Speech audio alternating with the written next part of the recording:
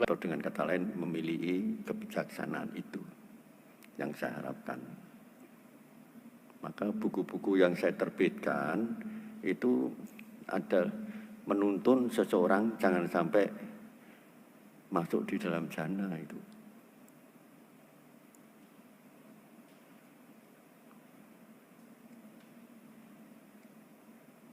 Nah, kenapa Sang Buddha kok di buku-buku bilang jana-jana? Nah, ingat,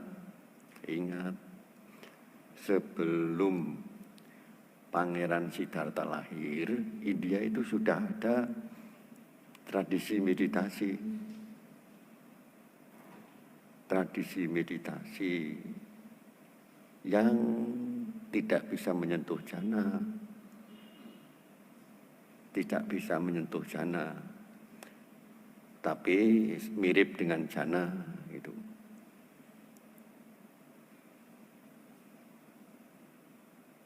Nah, begitu Sang Buddha ada, Sang Buddha meditasi bersama-sama dengan para siswa. Nah, para siswa itu baru tahu, oh ini itu jana gitu. Padahal dulunya belum tahu dan tidak menyinggung sampai ke situ. Kalau seandainya ya 5 orang bertapa itu masuk di dalam jana, semua arahat semua itu. Tapi itu dilewati, hanya Buddha aja yang tahu.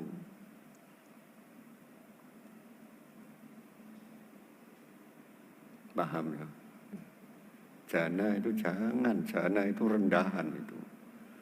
Walaupun tahu hasilnya luar biasa, tapi rendahan. Tidak ada gunanya itu.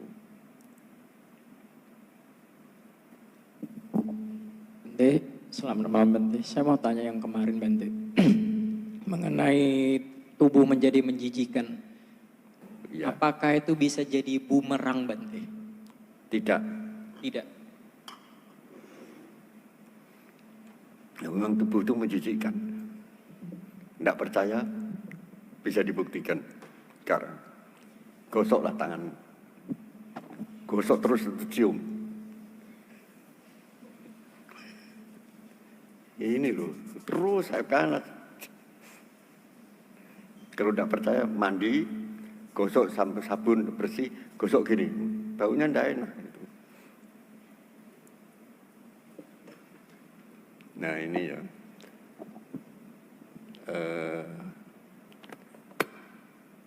Umat menjadi biku pertama-tama ditanya oleh penapisnya, pertama-tama diajari Kesaluma, Naga dan Tatajo.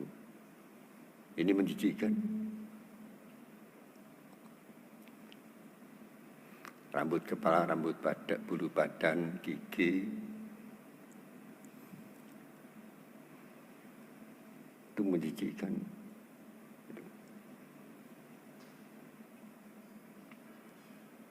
Ya, contohnya rambut itu kalau dibakar baunya tidak enak ya.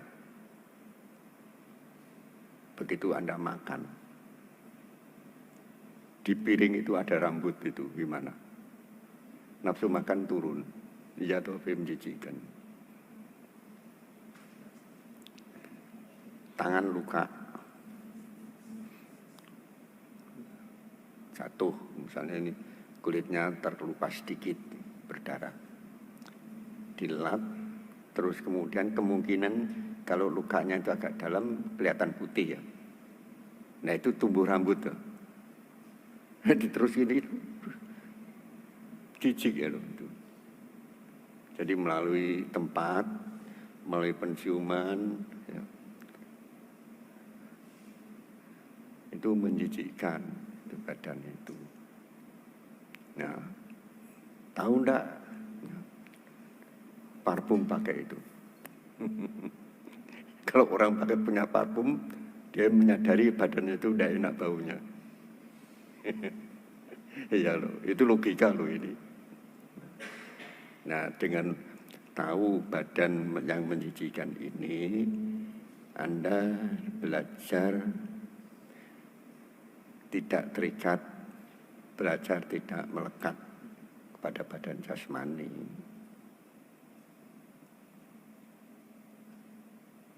Nah ini kalau Anda ekstrim, ya Anda nyiksa itu. Jadi diterima apa adanya itu.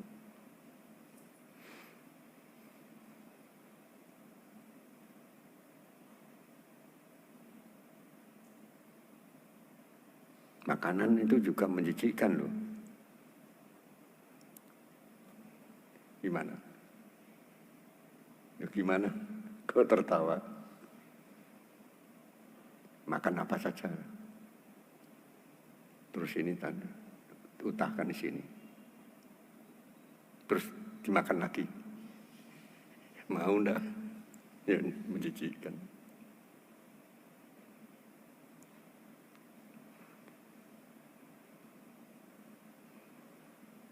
Nah ini ada satu peristiwa, itu di tempat latihan di Banjarmasin. Lalu yang datang itu dari Kalimantan Timur, ada Selatan, Kalteng itu ada banyak, sekitar 60 orang.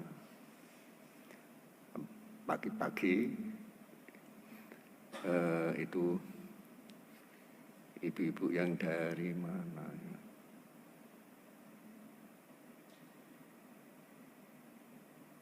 Dari Muara TW itu bikin bubur, dicampur itu.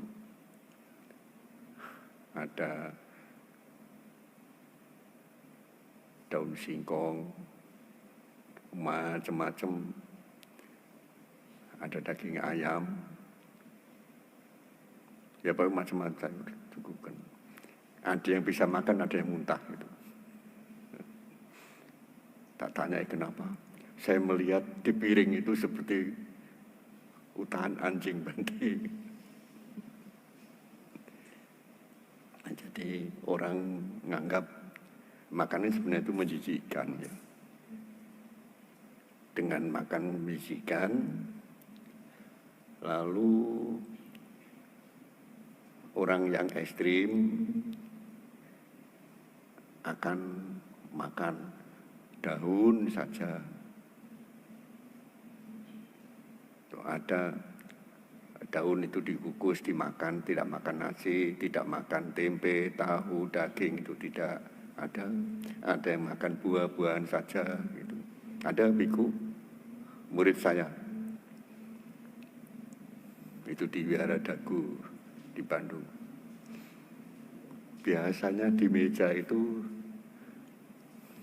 paling banter ya ada pisang atau apel atau jeruk satu-satu gitu. Tapi dia kok lengkap gitu.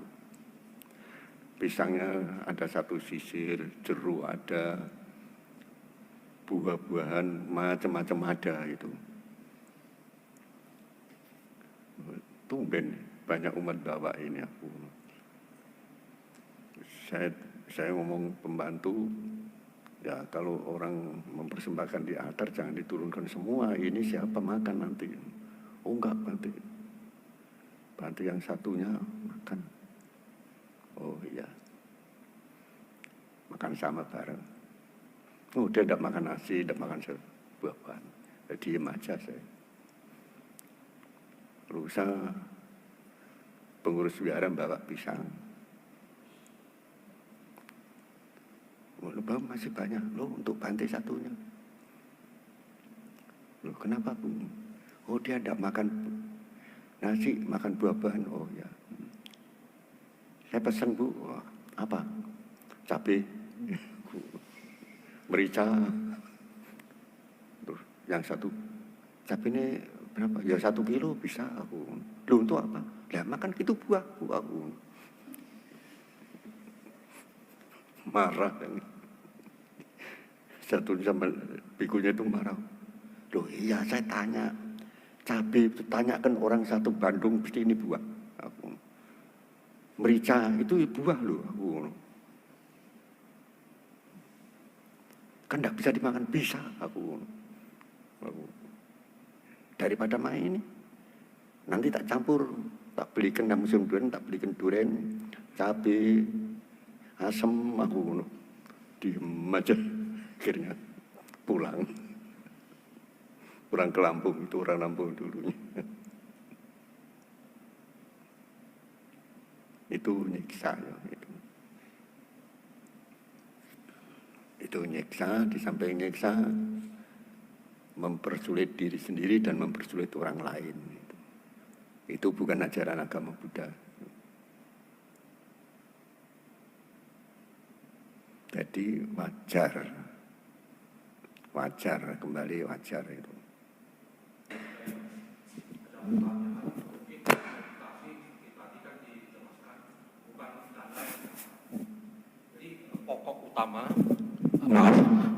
Jadi pokok utama meditasi kita itu untuk kemajuan spiritual, apa yang paling diharapkan gitu Bante? Sekian, terima kasih. Ya seperti ini, dilatih terus, rintangan yang menyenangkan atau tidak menyenangkan diterima terus. Jadi tidak dibeda-bedakan. Tidak dibeda-bedakan berarti ini belajar bijaksana. Ini. Jadi pada akhirnya yang diharapkan mungkin bagi kemajuan spiritual itu apa saja gitu loh. Pokok utama dari meditasi gitu, Bante. Agar supaya bisa memiliki pengetahuan dan kebijaksanaan. Ini yang bahasa Palinya, orang berlatih meditasi agar supaya mendapatkan nyana dan panya. Ini, itu aja. Oke, baik, terima kasih Bante. Selamat malam Bante, saya ingin bertanya, apakah memungkinkan untuk kita melakukan meditasi di tempat umum dengan segala suara bising di sekitar kita? Terima kasih. Yo, enggak bisa. Jangan ya. Jangan. Kita meditasi cari tempat yang sesuai. Ingat aja nasihat Sang Buddha, bertempat tinggal di tempat yang sesuai adalah berkah itu. Kalau kita cari di tempat umum ya enggak apa-apa, tapi ada orang yang senang dan ada orang yang enggak senang. Yang enggak senang dicoba beres.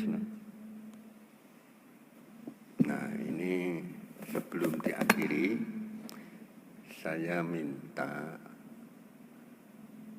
ketulusan Anda dilatih di rumah.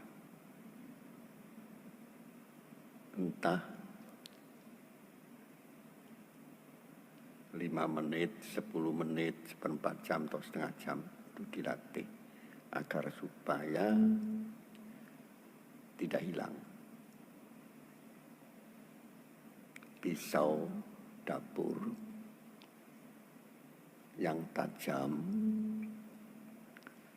itu setiap pagi sampai siang bahkan malam selalu digunakan untuk motong buah-buahan, sayuran, motong daging, motong apa saja yang bisa dimakan itu, yang bisa dimasak. Itu kalau tidak diasah, lama-lama tumpul.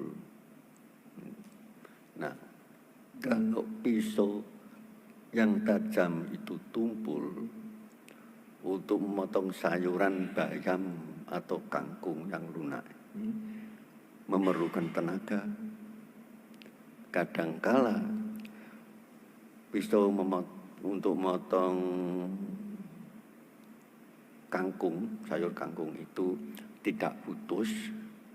Nah, ibu-ibu biasanya itu mengulangi lagi dengan disertai nafsu. Nah, ini kalau tidak hati-hati bisa melukai yang menggunakan pisau itu. Ibu bisa luka tangannya karena motong dengan tenaga. Tapi kalau pisau itu sering diasah, enak, tidak bisa menggunakan tenaga keras, terpotong sayur itu. Demikian pula pikiran kita. Ya. Pikiran kita itu harus diistirahatkan dengan latihan meditasi supaya tajam itu. Kalau pikiran itu tumpul, ada masalah yang ringan, ngamuk, nafsu timbul, kemarahan timbul, ini berbahaya itu. Nah ini itulah dipotong, dilatih sedikit itu. Seperti itu. Ibu itu latih di rumah, enak maju. Kalau enggak percuma itu latihan.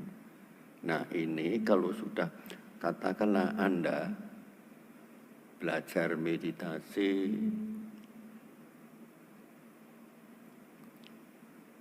batin itu sudah menunggal, sudah bersatu dengan objek, terus tidak digunakan untuk kerja ini, kerja itu, sibuk terusan, tidak apa-apa.